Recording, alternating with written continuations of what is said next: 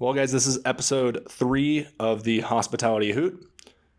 Um, yeah, I mean, let's just get into it, man. Something that's been fresh on my mind recently because the last 2 months have been a mad rush to find a job and just get hired somewhere. I'm realizing Yeah, that it's extremely hard right now, no matter how talented you are, how good your resume is.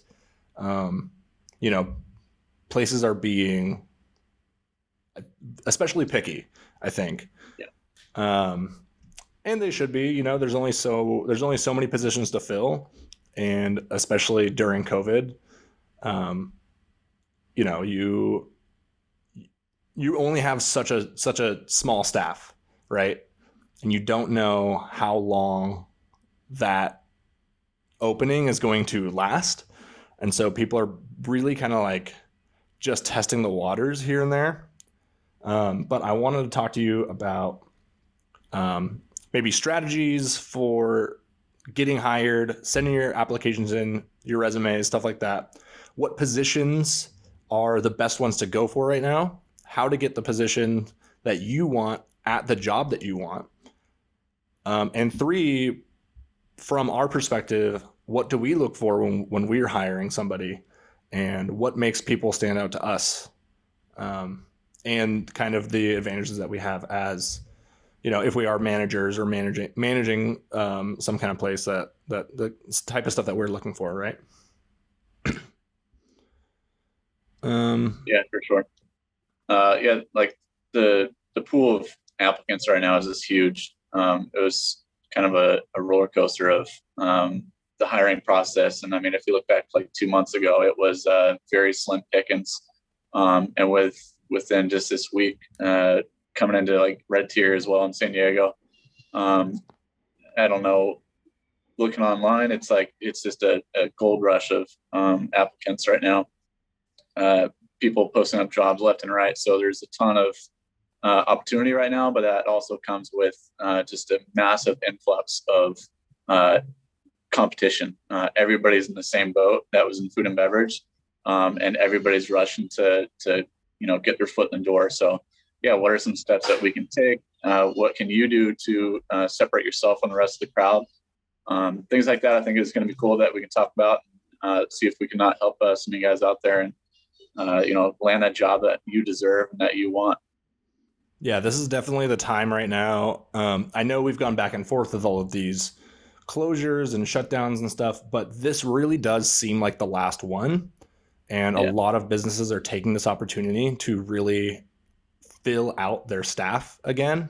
Even though we're at 25% capacity, I think a lot of restaurants are planning to be at 100, back at 100% within the next couple of months. So they are really starting to game plan. I know I'm fully aware of some places that are opening for the first time, or they're expanding their business right now. So a lot of these jobs are going to be coming back, but as it stands today, before COVID, there were 15 million jobs in the hospitality industry. Now, that's kind of like all encompassing. That's not just restaurants, that's also airports, museums, zoos, like that sort of thing. Those things that were kind of bustling when COVID 15 was. million that were impacted by COVID. No, there were 15 million jobs total in the Okay. US. In the US. So that's how many people were working, right? By the numbers, it says that 4 million of those jobs were lost, like completely. So if you think about like all the people that didn't really lose jobs were probably full-time managers, um, owners. I mean, a lot of chefs lost jobs too, but anybody who was still involved throughout the process, still doing to goes, still doing their best to do their patio dining whenever possible. I think they're not like those are jobs that were kept, even though they were receiving a lot less pay. Yeah. So 4 million jobs lost. To as of this day, 15.9% of those 4 million people remain unemployed. So that basically means that those are jobs that are not available anymore. So that means Yeah. 15.9% of 4 million jobs, that's 636,000 jobs that Disappeared. basically disappeared, right? Yeah. Um, and And I so think that could looking, be from a lot of these shutdowns, right? A lot of these absolutely, restaurants it's from closing these up shop. shutdowns. It's from a lot of restaurants closed down. So if you think about how many staff members you need to run an entire restaurant, Yeah. a bare bones maybe like 25 front of house and Yeah. back of house, right? Yeah. Yeah. It depends on the scale of it, but yeah. Yeah, but about that much. So if you think about all of these places that are completely shut down, that's 25 minimum for one establishment. And then when you get to these bigger places that, I mean, a lot of these bigger restaurants, they went, you know what, we're just gonna hold out. We're gonna wait. We're gonna wait till we can open back up 100%. And a lot of places did do that, and 100% of the staff lost their jobs, except for maybe 3 or 4 people at the top. So these are jobs that are like they don't exist anymore, right? The Yeah. people still exist, but those jobs aren't waiting for them. So looking at these numbers actually made me feel a lot better when I was not able to find a job. Luckily, I got hired somewhere, which is great. I'm in training now, and I'm just bartending. I'm not bar managing, which is fine. I'm super Yeah. happy to have a job. It's a great spot. But anybody out there is listening to this and they're having a hard time finding a job, I think it's very important not to take it personally right now. You Yeah. know, Yeah. Absolutely. it's not that Yeah, I you're mean, myself included. Like I'm still out on the market right now. I'm putting my resume out, being selective on who I apply to and what I apply to. Probably not the most, the smartest idea, but just an example for me. It's like I come with a lot of experience. I was GM at a restaurant locally, and recently that was my last spot. I'm applying to, director of food and beverage. So I'm willing to take that step back, just to get in, and get that, employment going again.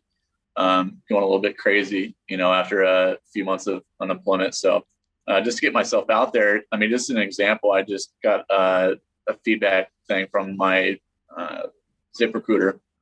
I was one of 600 plus applicants for a pretty standard position at a local hotel.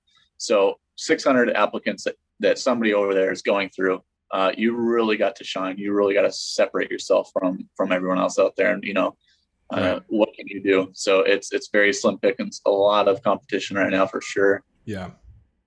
Yeah. And the unfortunate truth is, as good as your resume is, and as much as it does stand out, the best way still, like tried and true, the best way to get a job is to know somebody, right? Like have a Yeah. connection, get in somehow, some way. Yep. Because It's all about who you know, huh? yeah, yeah, Yeah. yeah. It's true though. It's the unfortunate truth. It's what's happening right now. Uh, I think the hospitality industry is like that. It's kind of, you know, if you were in tech, for example, you're gonna get a job based on your resume. If you're a Yeah. doctor, you're gonna get a job because you have a Skills. PhD Yeah. in Yeah. medicine, right? You're not getting hired because your friend works there or Yeah. somebody. But the restaurant industry, the hospitality industry, it's always been about who you know. And at the other level, on the brand side of things, it's even more about that. I've heard of people getting jobs working for brands just because they know everybody. Like they've had Yeah. their name tossed around a few times, and then someone was like, "Hey, do you want to just represent our brand?" And like, "Yeah, sure, why not?" And then they still Yeah. have their other jobs and stuff, and that's an awesome sort of thing. But Yeah. you know, I think that's just kind of building like your social resume. right? Something I call building that network of, your friends and colleagues who you used to work with. That's why you never want to burn bridges. Right. Whenever you're in this industry, it's such a tight knit community, and it may not seem like it even out here in San Diego. I mean, it's a big city, but you turn around and you see somebody, you turn this way, you worked with that person in the past. So that's why I always encourage people to never leave on bad terms, never burn bridges with employers, because one day it will come back to you and benefit you. Mm-hmm. Yeah, that's definitely good. It's something that I really didn't consider that much coming into a new town. Like I just moved to San Diego in September, And I was like, I mean, I know I'll find a job. I don't know if it'll be the exact one that I want. I definitely was shooting for the moon at first, and then had to kind of take what I could get because it's tough, you know. And Yeah. yes, starting out with a job that I didn't necessarily um, want, like it wasn't my first pick, but that job turned into connections, that turned into this, that turned into Yeah. me getting my next job. So Opened all those sometimes, doors for you. right. So sometimes it's really important to take what you can get and then use that opportunity to network, because that will Yeah. be your kind of stepping stone into whatever else it will become available to you. Yeah. And take every, opportunity to actually grow and to learn from it. It may not be something that you're super thrilled about, but take something from it. Don't let it be just something like you're just not happy about. You come into work every day just a front. Right. Take something from it, put in the effort, give it 100%, and learn something from that position. Mm-hmm. And meet people. I think is the most important thing is just to meet somebody. Whether it's vendors or employers or your managers, because one day they're going to be moving around, and sad reality is nothing good ever lasts, and everything good must come to an end. So you may have something really cool going, and then one day that manager moves on and do something newer and greater. One day you guys may run into each other again, Right. and that's just the nature of the business. Yeah. It is what it is. And you're right about making the most of your experience. One thing that I did to change my resume when I was having a hard time, like I was sending my resume to basically everyone. It was like I was essentially just swiping right on Tinder, like just swipe, swipe, swipe, swipe, swipe. Just send to everybody. Resume. Yeah, exactly. Just throw a bunch of stuff at the wall and see what hits. That's what I was doing. And what I realized was I hadn't really updated my resume. Of course, I updated it with like more relevant current information, but I didn't update the design of my resume since like 2014. And that resume is something to be proud of. Yeah, for you guys who don't know, who haven't seen it, I don't know if you can like post a picture or something. And like, it's yeah, maybe I'll put something. Maybe unique, I'll put something. Up. It makes you stand out. And it was awesome. Thank you. I was impressed by it. Yeah, actually, I do have it. I have something right here. So before my resume was just he's applying to jobs when he's just got it right next to his computer. Yeah, exactly. And I got everything I got it all printed out in cardstock. What's hilarious though about this is that I spent I don't know, maybe $25 getting these printed on like nice cardstock, and I was like, maybe I'll get like 10 of them, you know what I mean? And the first job that I brought this into, I landed. Wow. I was prepared to have to like bring it into a bunch of different spots, and the very first person I handed it to gave me a job. Fantastic. So I don't want to credit it 100% to the resume. It's good. It's a huge aspect, right? Yeah. And there's certain strategies that you have to go about depending on what position you're applying for. When I'm applying, so you actually went door to door. I did, but with a little bit of education. So yeah, I don't recommend going door to door and just going anywhere.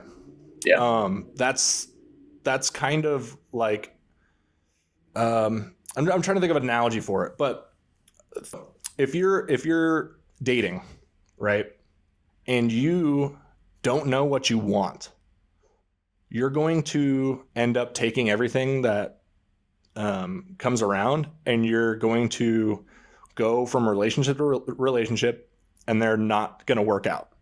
It's the exact same thing with a job.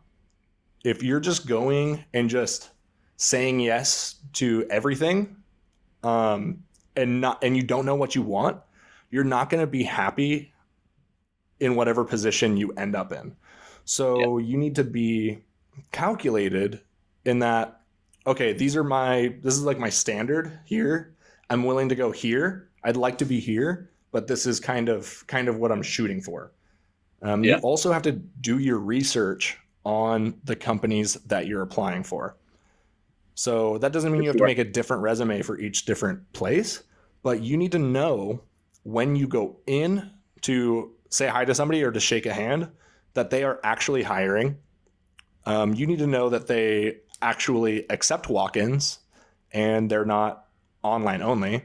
That's happened to me Yeah. so many times, and it's kind of embarrassing where you're like, I'm just going to do it the old school way. I'm going to go shake hands, try to meet the manager, and hand him my resume. And they're like, oh, don't do that. They're like, no, just apply online, please. Like, we're busy. Don't, you Yeah. know? It's kind of hit or miss. I mean, sometimes you come across. I mean, that's something I always kind of appreciate is when somebody just kind of came in, shook my hand, and like handed me a resume. I mean, when I wasn't busy, obviously, but um, yeah, I think that's kind of a double-edged sword. Mm-hmm. Proud that it worked for you. I'm happy for you. But like you were saying about critiquing your resume to cater to the actual position that you want, that's something that I do personally. Is I'll look at some of their verbiage that they use on whatever platform they're advertising to hire. I'm not going to copy and paste anything that they say, but you want to figure out what exactly they're looking for, Mm-hmm. because you could be the director of food and beverage at a place, and they may be looking more toward operational, or a more physical presence of like floor presence. Are they looking for more back of the house support, or more like the front of the house? And you really want to try and critique and fine tune your resume to appeal to that exact position available. Right. I'll do that on almost all of my applicants. I'll kind of fine tune my resume, just at least my opening statement, Mm-hmm. to really kind of make an impact for them. They'll be like, wow, that's exactly what we wanted. And then they look at the skills and education and all that other good stuff. But I'll always adjust the opening statement on my resume Yeah, to kind of that cater niche for that. tuning is definitely Yeah. more applicable for either your opening statement or your cover letter. Yeah. That's the time to get Do really you do cover niche. letters? I do some cover letters. I didn't use a cover letter for this one spot, but I had an in. Somebody was like, Yeah. hey, come meet this bar manager here. And then they introduced me, and then we went forward with an interview. And then I Yeah. got a second interview, and I got the offer on the next interview. So Awesome. Didn't even have to do one. yeah, so what mistakes I made when I was not being very successful with my applications was I didn't. So I used my most high experience, which was a resume that was catered towards a bar managing position. However, I was applying for bartending positions. Now, that's kind of logically backwards, right? You would Yeah. think, hey, I'm overqualified. I'm overqualified for this position. You should be stoked to hire me. But that's not really what people want. People want the best person for that position. They don't want somebody who wants to do all this other stuff, or it's kind of just confusing. I think it just sends the wrong message. Yeah. So I think that's something that happens a lot in like law enforcement. A lot of military guys will go. I mean, it's a double-edged sword. Like we're saying, it can work or it can't. But a lot of police won't hire military because they aren't like tunable. They aren't moldable. They're military standard, and are they going to be able to adapt to what we want? I think it kind of plays in with like the roles in food and beverage. But yeah, sometimes taking that step down is a little bit intimidating to that employer, that hiring manager. Looking, is this going to be something that's going to last? Is it going to be something that he's invested in, or is he just going to be looking for the next greatest thing? So that can kind of deter some employers when they're looking at resumes. right. So the thing that I changed was, I kept my experience on there. However, when you're going for a management position, you're going for more accolades, accomplishments, numbers. You want to show what a difference you made in the business that you worked for. Things like turnaround. I always include that. I had 0 turnaround in the bar program for 2 years. Right. That's a pretty clear sign that I was a good manager and people like to work for me. Yeah. However, when you're applying for a bartender position, it doesn't really translate. So what you want to communicate in, say, a bartending resume is you want to lead with your personality, because they're going to train you to bartend at their bar no matter what. but they want to make sure that they're hiring somebody that can easily represent their brand, and be a good face behind the bar, and somebody that they can get along with, somebody that keeps regulars coming in. So as a bartender, you want to lead with your personality. Some places do want things like cocktail competitions. They want to see that you worked somewhere consistently for a long time. Those sort of things really matter. But for the most part, they want to know, what type of place have you worked for? That, I think that's more important. Like, you shouldn't have a list of just things that you did. I think it's very counterintuitive, because when you Google what to put on my resume, it'll tell you like handled cash transactions. Yeah, no shit. Like, That's obvious. Yeah. Yeah. Why even put that on your resume? So, and that is such precious. I'm always about one pagers, Mhm. and to put something that useless on your resume, it's like every line counts. Every line Like, counts. every line counts. Yeah. And to put something that simple and that, broad, it's like, no, yeah. So I guess I'll just show my resume. I don't know if Yeah. I can't read it. I'll put like the PDF on the video, the document. Yeah. It's fantastic. It's split up. I've got my skills and attributes, which I've put in kind of a like a tick mark format to kind of, it's fun. It kind of makes it's totally out there. Don't get me wrong. I mean, it's not of the normal resume template, and that stood out to me. But I thought of myself as a bartender, like, what are my skills? Like, if I were to have a baseball rookie card for a bartender, what would my skills be? What would my attributes be on like 2K? You know what I mean? Like, what really makes me like, I'm strong, I'm fast, I'm knowledgeable. I know that. My wine knowledge isn't that good. I'm not even going to put that on there. Right. Yeah. Like, why would I? Just focus on your strengths, focus on the stuff that you're really good at. And, one of my things is, especially when I'm bartending, I'm not managing, and I can lay back and relax. I just like to make people laugh. I like to make all of my coworkers laugh the whole time. And I make sure to actually include that, because I've gotten a lot of feedback before that when I'm behind the bar, servers feel more at ease. Everyone feels a lighter mood around the entire restaurant. And that's something that, it's kind of an intangible thing, but it's really worth it in the long run. You can tell when you work somewhere, or I'd say if you hire somebody, right, you can tell the kind of vibe is going on if the bartender is in a bad mood. Yeah. Right. It kind of sets the whole place off. It could set the tone for sure. You know what I mean? I think the same thing with like management. Mm-hmm. The impact that person can play on like the actual morale of the workplace. Right. It's crazy. It's like, you could be working with this manager, everyone's pissed. You could be working with this manager, everybody's thrilled and like, happy go-getter. Exactly. It's funny how much that actually plays a role. Yeah. So I think that's one of those things that, if somebody has minimal experience behind the bar or in any given job position and they're feeling insecure about that, they should be like, well, hey, I'm a great time to be around. Like, people feel at ease around me. I think that's something that you should consider putting on your resume.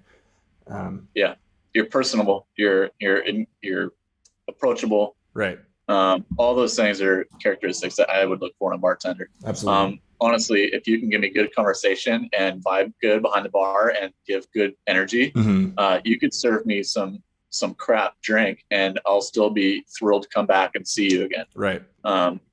It's not always about, the perfection of the drink, and although we would like that, but to have that personality behind the bar is like 90% of the battle.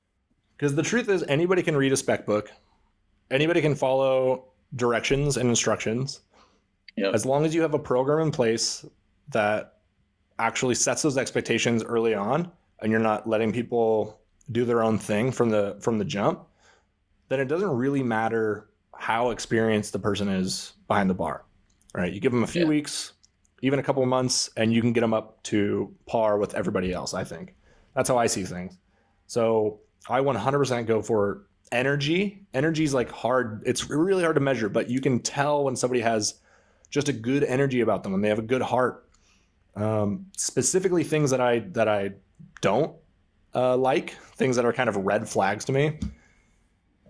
People that are know-it-alls, like, I knew you were going to say that. I was going to say that. yeah, it's kind of the worst. Yeah. Especially bartenders, dude. Like, bartenders do it all the time, and it's always like a 23-year-old white kid who is like super confident and he's Went read to all these books went and to bartending school. or goes to bartending school, and he comes in and starts telling people how to do stuff, and you're like, bro, like, Never goes over well. first of all, that's not how we do it here, right? It doesn't Yeah. matter if you did it this way at this place. This is how we do it here. And as long as you can adhere to that, like, you'll go far, right? Yeah. And I like how, in medicine, they say, I'm practicing medicine, because it's like you are always learning and you're always adapting and you're always practicing. Mm-hmm. I think that's something that needs to always be in place with bartending. It's like, to be inventive and to be cutting edge and to be something new and, start your own trends. It's not like just keep following all these old trends. Like, you want to set the path, you want to set the standard. You need somebody who's always willing to, practice and accept feedback and knowledge and all that good stuff. So yeah, something I would never, I would never hire a know-it-all, and Right. especially behind the bar. Yeah. And the other thing that's kind of like attached to that, you have to have a personality outside of being a bartender. Like, you can't supplement your job title for your personality. Have something else. Like, have any other interests, have any other hobbies, because those are the things that are going to set you apart. When you're behind a bar, not everybody wants to hear about how you made this cool ingredient and put it in this cocktail.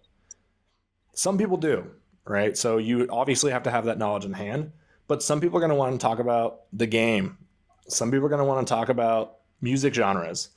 Like, some people are going to want to talk about whatever, hiking, like any other Sports. interest, sports. Yeah, people go to a bar to escape. If you have insider knowledge, if you need a hobby and you're a bartender, get into sports. Yeah, sports is an easy one. I was never into sports, so me neither. As a bartender, I had a hard time whenever someone's like, "Put the game on." That I'm was like, always "Which my game?" struggle too. That's funny. Funny you mentioned that. Yeah. I'm like, yeah. So about last week's game, I'm like, I don't know. The worst is when like a chick comes into the bar and she's like, she tries to like alpha bro you because she's so into sports. So she starts Cleans your clock. She starts talking inside baseball and stuff. I'm like, I'm sorry, like, I don't like, you don't, what kind of guy doesn't like sports? I'm like, I don't know. Yeah. Me, I guess. Yeah. Yeah. So what if you are not going for a bartender position? Because we talked about this quite a while, right? What if you're going for a server or a support staff? Let's go support staff first. Okay. I mean, I think a lot of this is going to land in the same kind of genre of, what you're looking for, and in a bartender as you would either a server assistant or, a server on the floor, or even back of the house. I think personality goes a long way. I want somebody who has a decent track record when hiring for either of those positions. I want somebody who's, put in a little bit more than, say, a couple months at their last spot, and came in here. So I'm kind of looking for like some longevity on the resumes. Doesn't have to be too terribly long. I know they're probably still, the younger generation coming in looking for work, or even sometimes first jobs. I'm always willing to, give the benefit of the doubt as long as their personality is in line. If they seem personable and they seem hardworking and they're answering questions properly, and that is going to come down to the interviewee, how you conduct your interviews. These are the questions that you want to ask, and you can really kind of fine tune and find somebody who is a good candidate. Personality and hardworking, I think, are going to be the two that I look for in a like a server assistant 100%. or a busser.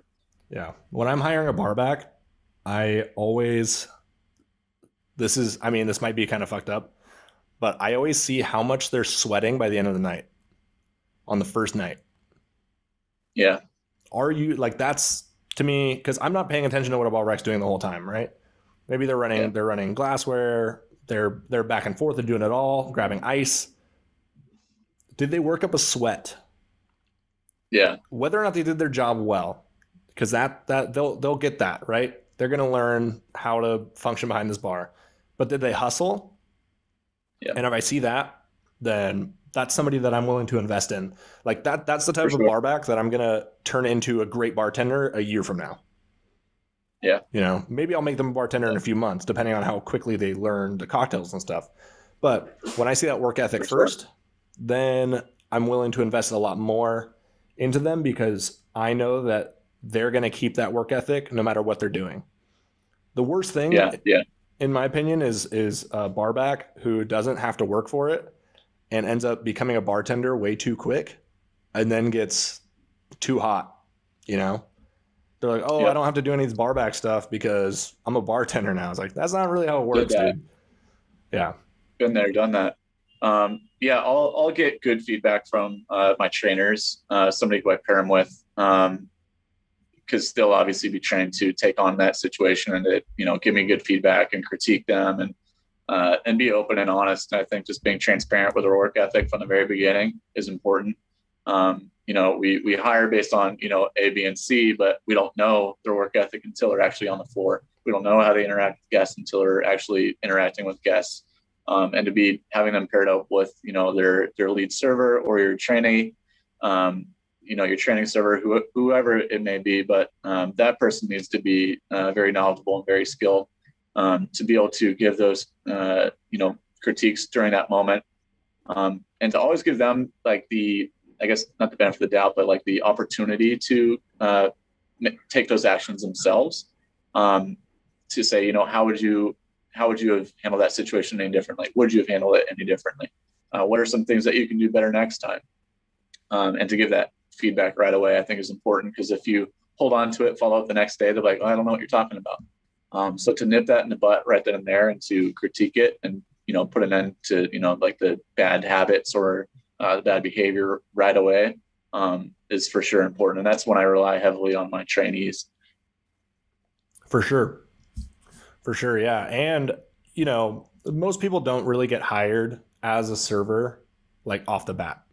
It's kind of one of those very sought after positions in a restaurant. And a lot of servers are kind of like territorial about their shifts and stuff like that. So Yep. it's not very common for someone just to walk in and get hired as a server unless the establishment is in desperate need of one. So a lot of times you do have to take, even if you've served before, you have to take a food runner position first. Yeah. So, or something, or a And a server's lot of the assistant. times that's like the training process, I think, is Mhm. to kind of, we're looking for a server, but we're not going to throw you in there right away. So in order to understand the menu, understand our beverage program, we're going to put you in this position and you're going to work your way up. I think that's a pretty common practice. At least from like my personal preference. I know you do the same thing. You want to put somebody right behind the bar without knowing how to bar back 1st. Mm-hmm.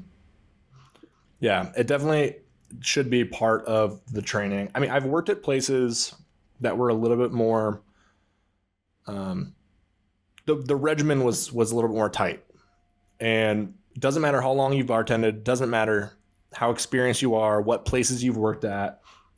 You start at the beer and wine bar, and you're going to work the beer and wine bar, and you're going to work the Monday morning shifts, and you're going to do that shit until something else opens up. Either somebody dies or gets a new job. That's when you become a bartender. And that's kind of the pay your dues aspect of it. A lot of times those are the best jobs because they're hard to get. And when you do finally make it to that cocktail bartender position, you have a lot of respect. Everybody already. Yeah, there's a certain level of prestige that comes along with it when you actually work for an employer who actually has a quality training program. It may sound silly, but every time I get hired somewhere, it may suck, but at the end of the day, you look back and be like, wow, they really had their shit together, right? And they really knew what they were doing in it. And you learn so much from places like that. Yeah, you gotta pay your dues. I think that's a huge part of it. I'll be honest with the place I'm working at right now. It probably has the best management I have ever seen for a Nice. restaurant, for a small restaurant. They Yeah. really are Quality. organized and clean, and they make the most out of what they have, and their management team is organized, and their training regimen is organized. Now they make a judgment call based on what's what your skill level's at, right? So they have like a 7-day training program, and it's an agave focused bar with like Mexican cuisine, and so they want to make sure that you know your tequilas, mezcals, stuff like Yep. that, those categories of spirit. They want to make sure that you have an understanding of those, and then they have the cocktails. They also have the food, the plating, all of it. They have pictures for every single item so that every person knows how to spot any item on the menu just by looking at the plate. They have everybody learn the seating numbers. They have Yep. everybody learn the abbreviation codes in the POS that the kitchen sees for little things. So everybody learns how to be a food runner. Everybody learns how to answer the phones. You have a list of things that you're supposed to know. What your hours are, your happy hour, um, your discounts, your appetizers, all that stuff. Everybody has to know that stuff Yep. before you can take any shifts, and they test you on it before your training's over. And I'm like, wow, this is really That's yeah, that's the gold standard. right. I was like, this is Yeah. this is great, and they have a packet basically that they have all the stuff that you need to learn, and then they have tests which are basically the packet but blank, and you just have to fill in the blanks, and that's it. Awesome. And it's not like, Awesome. if you get under a certain Kudos to percent, them. they're gonna fail you and make you remediate or anything. But No, I mean, I think that's a tool for them. exactly, It tells them where you need the extra help and where they can step in and say, well, let's revisit this. The agaves right, if that's where you struggle. right. Yeah, that's awesome, dude. Good for them. So it's good. It's honestly a really good company. I'm super excited to work for them. Even just as a bartender, I think it's a great spot, and I'm happy to learn about more stuff like agaves. And I like agaves Yeah, already, but just to have an opportunity to learn them in more of like a focused area, that's really exciting too. awesome. Yeah. What was your interview process like over there? So 2 interviews. Like I said, I knew somebody, and we were gonna meet up anyway. And she was like, "Hey, come by. I'll introduce you to the bar manager." So went in, shook hands, did a quick little like Fiverr interview, put in my application, and then the GM called me about a second interview a few days later, and I sat down with him and talked to him about my experience and my goals, and he even asked me about managing, if I'd be interested in doing it. I told him very honestly, I said if it's right, if it makes sense, but I don't want to jump into anything very quickly right now. Kind of like when you get out of a marriage, and you're like, I just got out of Just want to a play around a little managing bit. position. It's just a little fresh right now. Yeah, yeah. The Maybe loan is still maybe fresh. soon, but I don't think I want to jump into anything too quick, right? Because that's how you get burnt Yeah, out. yeah. He was like, okay, cool. Do you have any questions for me? And I always blank on that part. By the way, if you're going to an interview and you have questions, always write them down. Write them down in like a Yeah. notebook or something before you go, because I swear I always have like 3 or 4 questions, and then I forget them by the end of the interview. I just blank. Yeah, it's pretty common. Yeah. Yeah, I have that here. It's just kind of like the process of what you do.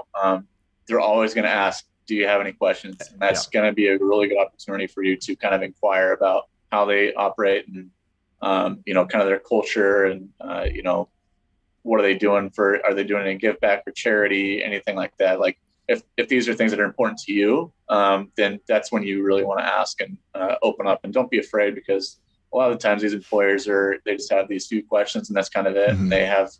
they're kind of stuck in their own way at some point.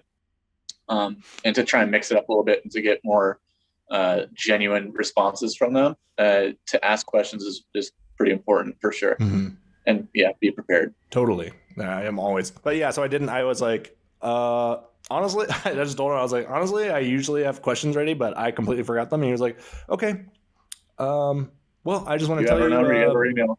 we like you and I want to offer you the position. I was like, all right, cool. Cool. Cool. Shook Could have hands, started with that. got hired, and then, started my training a few days after that. So Right on. I think that most of the jobs that I've gotten have been pretty formal, informal. And I think that is just kind of my personality. I tend to lower people's guard a little bit, which frustrates me when I go to an interview and it's like kind of medical, Yeah, a little stiff. when they're all business and I'm like, I can't get a read on them. That always throws me. I always think it's going bad because if I'm not making somebody smile, if I'm not making them laugh or anything, like I'm completely lost. You start to get nervous and you lose some confidence. Exactly. Yeah. So yeah. I've been in a couple of those interviews and they're never fun. Yeah. And sometimes it was for positions that were, more of like a supervisor position. I'm like, really? Like you guys are gonna have a whole panel of the, executives here, like interviewing me and shooting off questions left and right. Pretty intimidating when they do something like that. I think doing that with a follow-up, I think I did that at one of my old hotels that I worked for. I did one interview with a woman and she asked me a few questions and basically it was her department. She was one hiring. She gave the green light. And then that's when I came back for a follow-up. And that's when I met like basically the entire executive team just to see if we kind of vibed and meshed. And that's just basically them wanting to get some more personality out of you and to see who you are kind of as a person, not so much as it's not always as professional, like if they do it right. It's just kind of get to know one another. Because I mean, basically you guys you're joining a family. I mean, a lot of these places, these guys have been there for 10, 15, 20 years or more. And they want somebody who they're going to vibe with, kind of mesh well with, to be able to work together long term. But yeah, stuffy interviews suck. Yeah, they're the worst. Okay, well, we're getting about that time. Any closing statements? Any advice for people that are looking for a job right now that are having a hard time? Yeah, build that resume. Take your time, like we said. Every line counts on your resume. Make it count. Be very smart with your verbiage. Don't sell yourself short. Know where your standards are. Know where they lie. And be positive and proactive when applying. It's going to be super tough right now, but you're not alone. A lot of these positions are going up quick. Be prepared and just keep putting yourself out there. Yeah, I absolutely agree. And, to not sound repetitive or anything, what I would say, once you get that interview, okay, if you put your application, your resume in and you land that interview, go into that interview confident and be honest, be 100% transparent. There might be some things that you want to lie about. I mean, maybe if you don't have a car and you know that you can get yourself transportation anyway. Yes, I have a reliable transportation, stuff like that.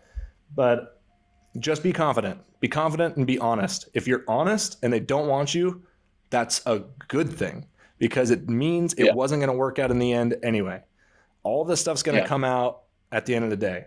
One strategy that I've used for my entire life is as I go into an interview, I blast gangster rap in my car.